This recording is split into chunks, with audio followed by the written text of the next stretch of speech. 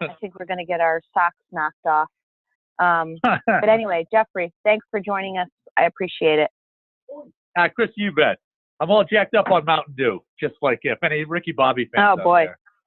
No, great stuff. No, appreciate it. And yeah, first off, shout out to our friends at Atlantic Data. And Christy, thanks for having us on. Yeah, my name's Jeff Wallet. I'm the regional sales manager for Tenable. I've been here for about a year and a half at Tenable. And Atlantic Data has been great. So I've been here for a year and a half, like I said. And we've been partnering with these guys since I got here. We did some great deals with those guys last year with Atlantic. It's a really strong partnership. They offer a ton of value, and we really value that. And in fact, next week, the VP of America Sales for Tenable is coming up to New England, and we're going to be meeting with the Atlantic Data team up in Connecticut. So that's fantastic. And last week, you guys learned how to play poker with us, right? Isn't that true? That's right. We learned how to lose money to Atlantic Data. What more could you ask for in a partner? That's right. That's right. That's fantastic. So they owe us a couple of great leads for taking all of our money, and we had to all walk home. But that's okay. That's funny. But yeah, again, so my name's Jeff Wallet. I'm the regional sales manager. Been at Tenable for about a year and a half. Spent the bulk of my career at Symantec for 13 years, and I was with a company called Netegrity, which is famous for a product called SiteMiner, which was single sign-on, and I was there for about 4 years. So that's my contact information, and like Christy said, if you have any questions or follow-up and so forth, glad to answer them. So basically, I'm responsible for all of New England. Last year, I also had New York. So basically, if you're in northern New Jersey up through New England, through western New York, just send me a note and I'll get you to the right person. So last year, I had 9 people on my team, and this year I have 5. So what do I have set up for today? So I thought what we would do here is I would talk a little bit about who is Tenable, because a lot of times people, they're not exactly sure. They know the name, but they're like, what do you guys do? I'll talk a little bit about the vulnerability market as a whole, what we're seeing and so forth. And we'll talk a little bit about how Tenable is different. Because, you hear a lot from, vulnerability scanning, it's a commodity and so forth. And I'll talk a little bit about that and how we differentiate ourselves. And along the way, I'm going to talk about our roadmap. And then at the end, I'm going to talk a little bit about how Tenable is helping our customers with what we call predictive prioritization. I'll get more into that as we kind of go through, but that's really a game changer technology that got put into our products just a couple weeks ago. It's really cool stuff. So I'll get into that as well. So let me build this baby out. So first off, who's Tenable? We've been around a long time. We've been around since 2002. A lot of times people come over to us, Tenable, how do I know that name? We also are Nessus. So Nessus scanners, that's what we're known for. And that's kind of what the company was founded on.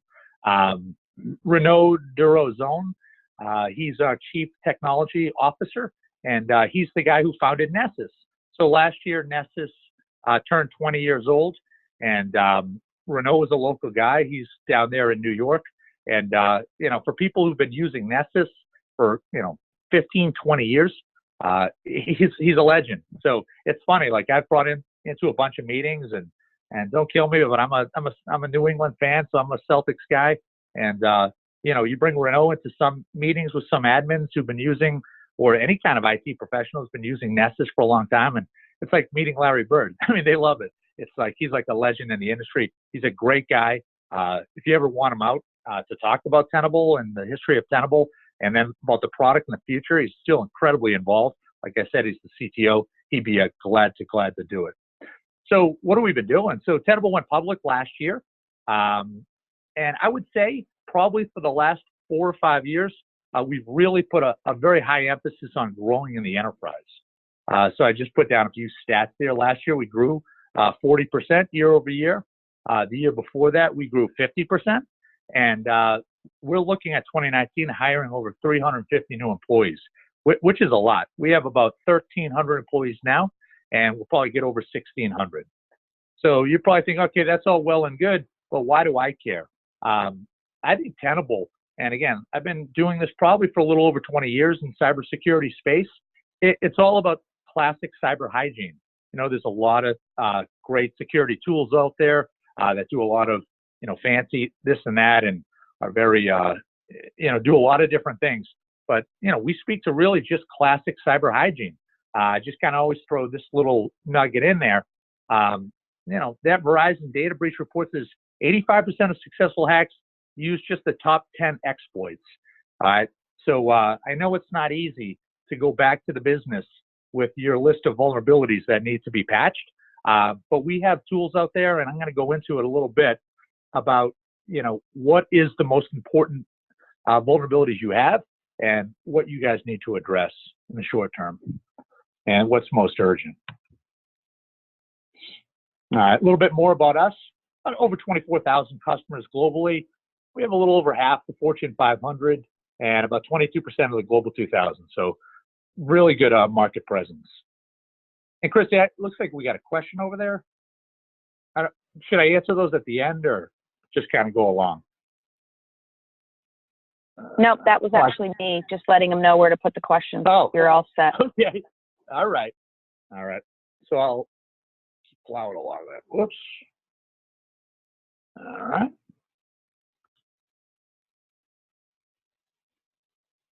All right. So I just want to talk a little bit about the vulnerability market in general. There we go. Analysis of the market. So it's a growing market. They're saying, I just kind of pulled this out of Market Watch in a recent report.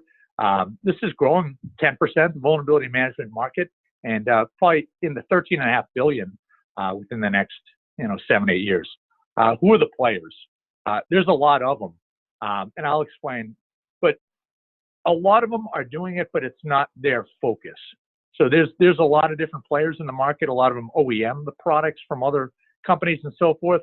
But who do we see the most? I would say it's us, Qualys, Rapid7, people who just use Nessus Pro, and people who don't do anything, or they use freeware, or they don't have a really mature scanning program. So that's really what we see the most. In terms of company size, Qualys and us have very similar market caps. Rapid7 is behind us too, but again, strong competition from all of these guys. Oh man. Oops. All right. So kind of some of the questions I get right out of the gates all the time is Tenable on-premise or is it in the cloud? And that's a differentiator for Tenable. We can go both ways. We have a couple of different offerings for straight vulnerability management, and that's kind of one of our differentiators, is that we've doubled down on VM. A lot of our competitors, especially Rapid7, they have a lot of different things that are into SIMs and in-depth threat intelligence and that sort of stuff. And we've really doubled down on vulnerability management, and we've expanded it into many different vectors. So we can go either on-prem or in the cloud. Another thing that we get a lot is, can you cover modern assets? Yeah, so a lot of times people are like, hey, we have, our traditional desktop servers, routers, switches, but we need to get into more modern assets, the Internet of Things and OT devices. And I went to a recent meeting where the physical security guy came in, and he's in charge of the card readers and the cameras. And healthcare is a big one because people have, healthcare machines and all that sort of stuff. And yeah, we have ways to scan all that. And a real differentiator for us is that it can all come down and you can funnel it into one platform, and you can kind of get a holistic view of your cyber exposure. A lot of times people, and these are just kind of some quick questions I always get right. How do you price it? It's either, by asset or by IP. So either way. Another one I get all the time is, hey, can you convince me to the business? How can you help me convince the business to patch? That's a big one. Again, I've been here a year and a half, and a lot of times people like, the real struggle they have is they run the Nessus scan, they run a Tenable Security Center scan, a Tenable IO scan, they come back with the results, and they just have trouble getting the business to buy in to go ahead and patch those systems. We come out with ways, and we have trending reports and all kinds of different reports that can really help you when you go to the business and you're selling your program upstream. That, hey, these should be patched, these are critical, and so forth. I'll get more into that, but I like these. These are kind of an FAQ I usually get when I go.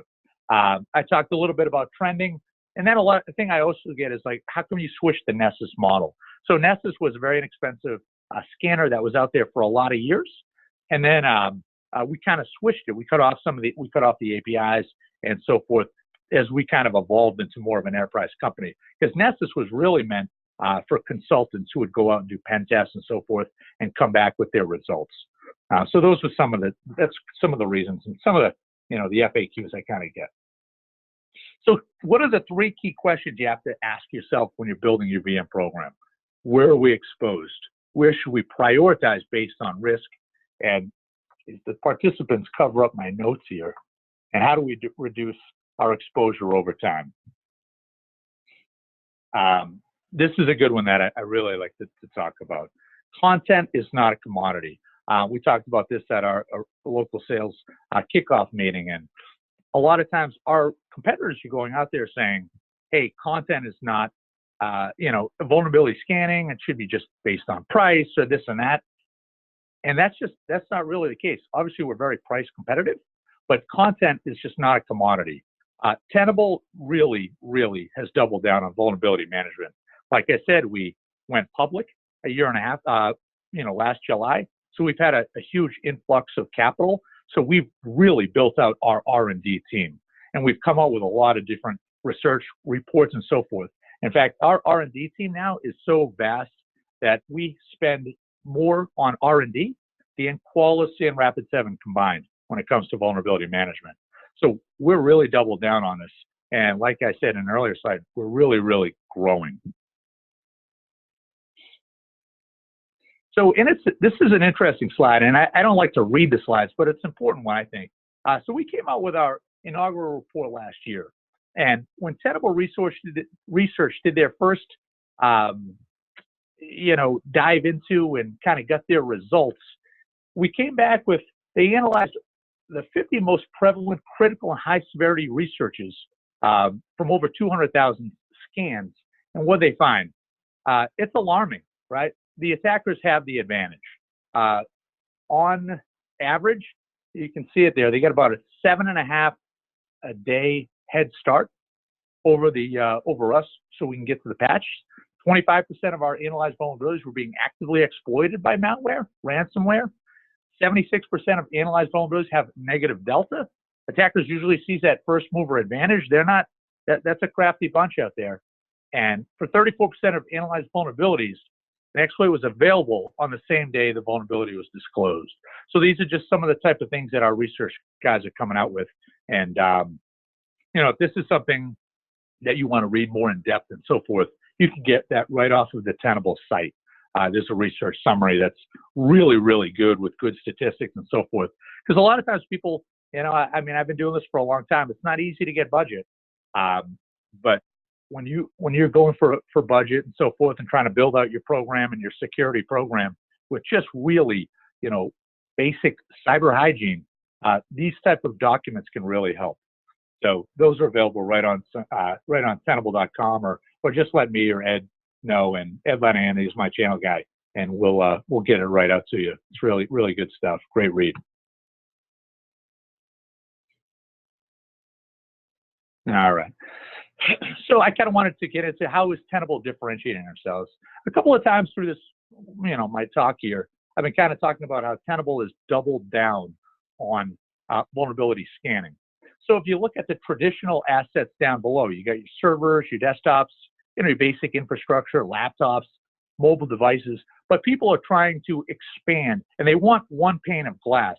Like, why would I want to have a different scanner for my traditional, my modern, my IoT, and so forth, when I could just kind of get all those scans from Tenable and then filter the results down into one console, and I can get a better holistic view of my exposure or my cyber exposure over my whole network.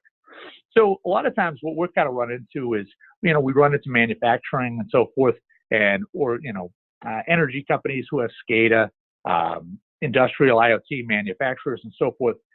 And, people are like, we're getting there. I don't know if we need to scan that yet, but hey, Tenable, I'm glad you have a solution for us when we're ready.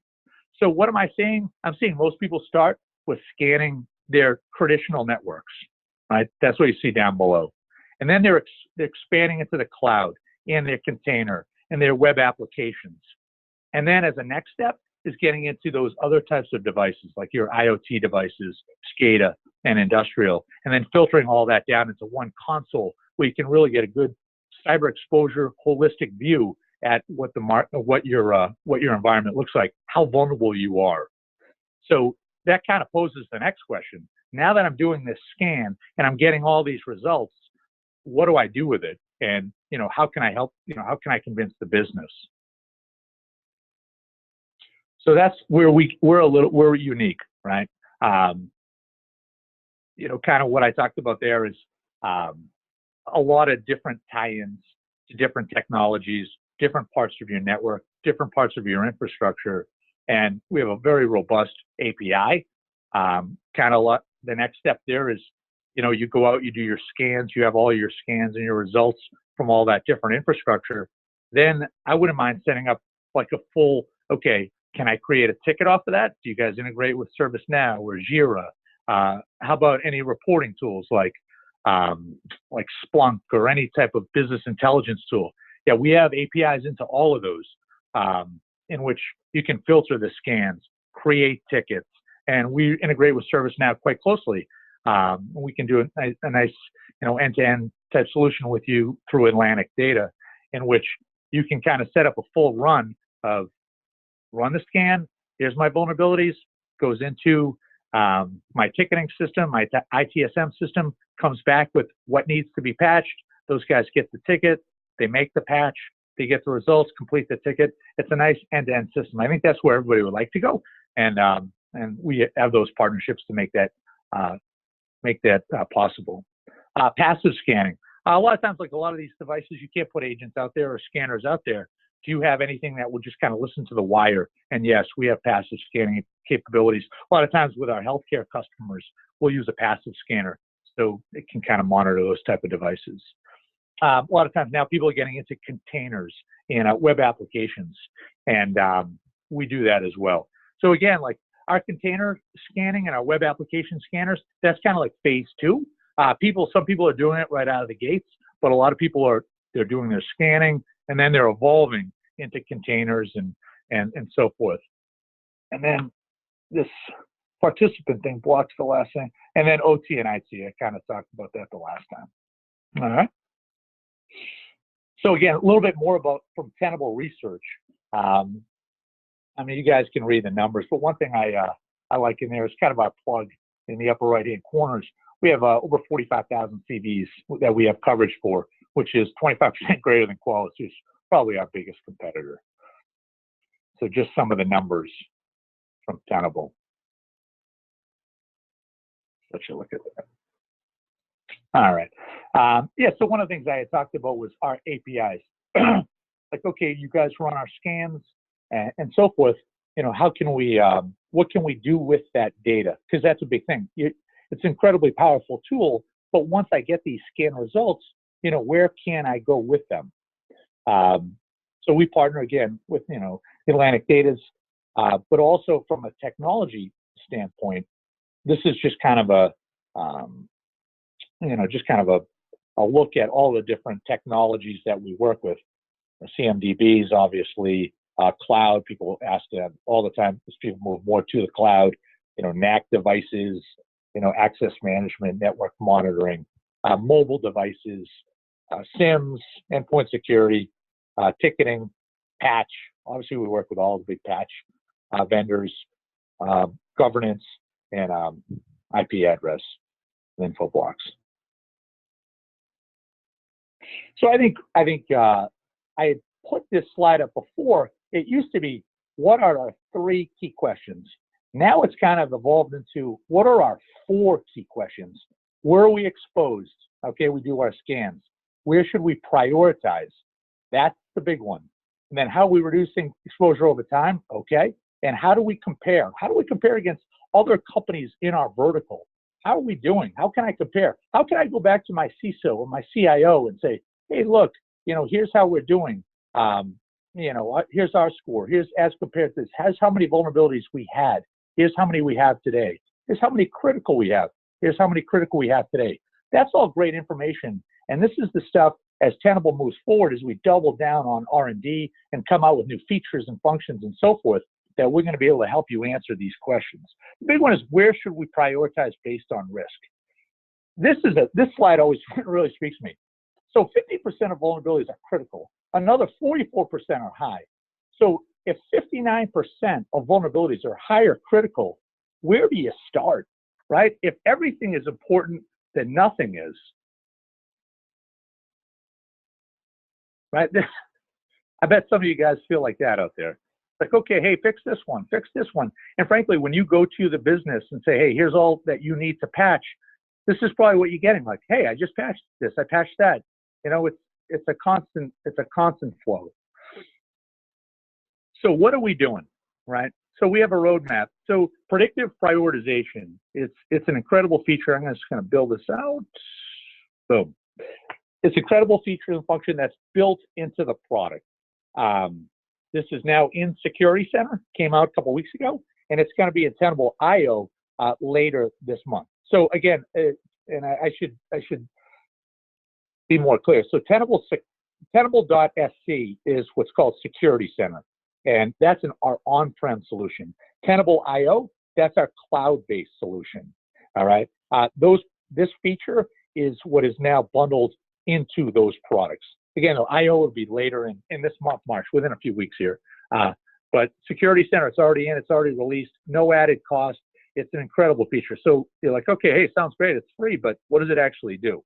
So what it does is it takes all of the vulnerabilities that are out there. We have 150 different sources to kind of filter through to really identify, and through our data science, what are the vulnerabilities I need to focus on? This is great. Like we said in the slide before that, 59% of all vulnerabilities are either critical or high. That's great, but which ones do I need to focus on now?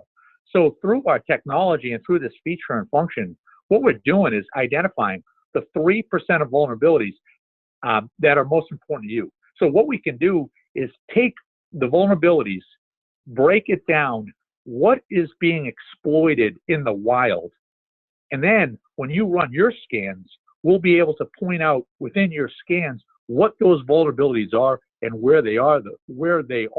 So those are obviously the ones that are most critical.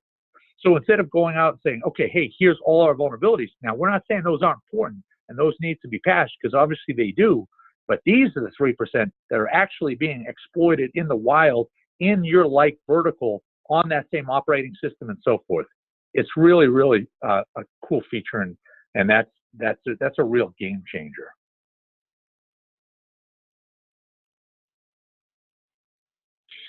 So I just kind of want to go through these, because this gives a little bit better detail as to how we come up with that data.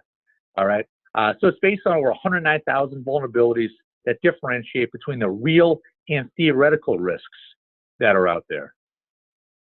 It gives you better insight into which vulnerabilities are actively being exploited. Kind of what I was talking about there, by both targeted and easy for me to say, opportunistic threat actors. So these are actually being exploited in the wild. Obviously, we have our vulnerability rating, because you have to have that. And then we come out with what's called a VPR, or vulnerability priority rating. So predictive prioritization will come out and give you, here's those vulnerabilities that need to be fixed. And then the VPR will give you the actual rating of what you need to do. So that's where we come up with that 97% reduction in vulnerabilities to be remediated within the same impact to the attack surface. So this is a game-changing feature and technology that we've come out with within the last few weeks, and it's available now in Security Center, and we've already got really, really positive results on people who are using it. So really, kind of the first question I get is, when we've been talking about this, is, well, what goes into it? So there's 150 different aspects and 7 feature groups. We're also partnering with Recorded Future. If you're familiar with those guys, they do some really in-depth, really, really good threat intelligence and their research is part of this 150 different aspects. So just some different ways that we're coming up with this. All right. Yeah, so I'm going to kind of leave you with this. these are some of the key questions that you have to ask yourself when it comes to vulnerability scanning and cyber exposure. How many vulnerabilities do you deal with every month? Right? Do you guys patch? What's your regularity with patching? Could you use some help, some added intelligence that when you go back to the business, say, hey, these need to be patched. Do you have the ammunition and the intelligence and the data behind it so that they'll actually they'll make the move? How do you prioritize? And again, what I was kind of saying right there. And do you use threat intelligence? And do you think you got your staff to be more efficient? So it's all about cyber hygiene, and we rebranded this cyber exposure last year as we branch into other vectors of your network infrastructure, so forth. All right, I wanted to keep it to about 30 minutes. It looks like I kind of hit the mark there. But Christy, I think well, I do have a couple of questions.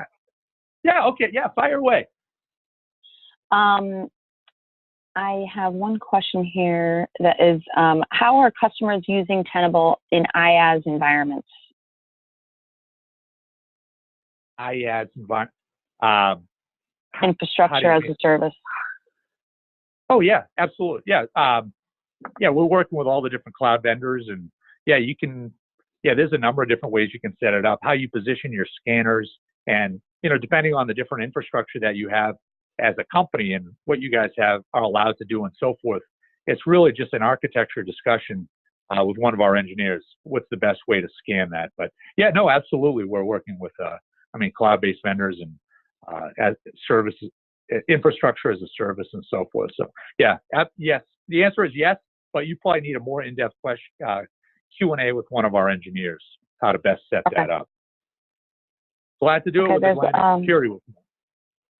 There's one more here. Are you seeing a lot of customers addressing Internet of Things or IoT devices with Tenable scans? Yes. Yeah, yeah, absolutely. I think that's the next wave.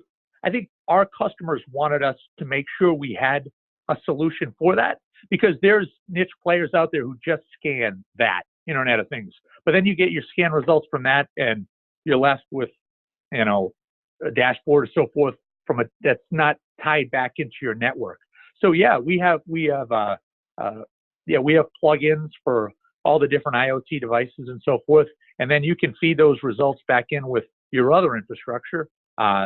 You can blend them all in or leave them separate or so forth, however you want to set that up. And yeah, so the answer to that is yeah, absolutely. We have people scanning IoT devices. Okay. I think that's it. I don't really see any more